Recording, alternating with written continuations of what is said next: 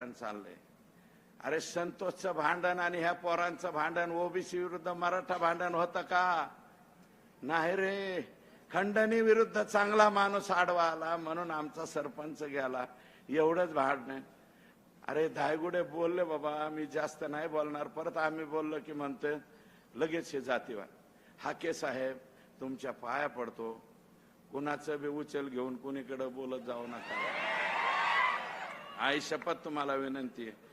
अजून ते तुम्हाला 500 मतं पडलेत का 5000 पडलेत साहेब?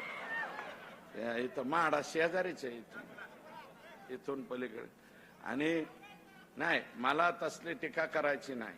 पण हाके साहेब उचल हा शब्द जरी वेगळा वाटत असेल तर ते मी परत घेतो. पण कोणाच्या सांगण्यावर कोणाचंही काही बोलू नका, हे तुमच्या पाया पडून माझी विनंती. प्रकाश अण्णा शेंडगे तुमचे वडील फार मोठा माणूस होते. या राज्याला बरंच काही दिलंय तुमच्या वडिलांनी. सतत दुग्ध विकास खातं खूप चांगलं चालवलं. शेळी पालनाचं, मेंढी पालनाचं खूप काम केलं.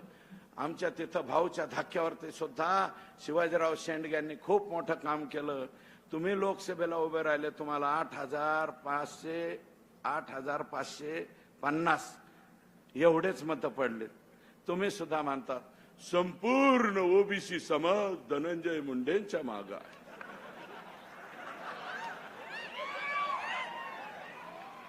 ओबीसी समाज संपूर्ण मागे, आणि हे तर कोण आहेत आता?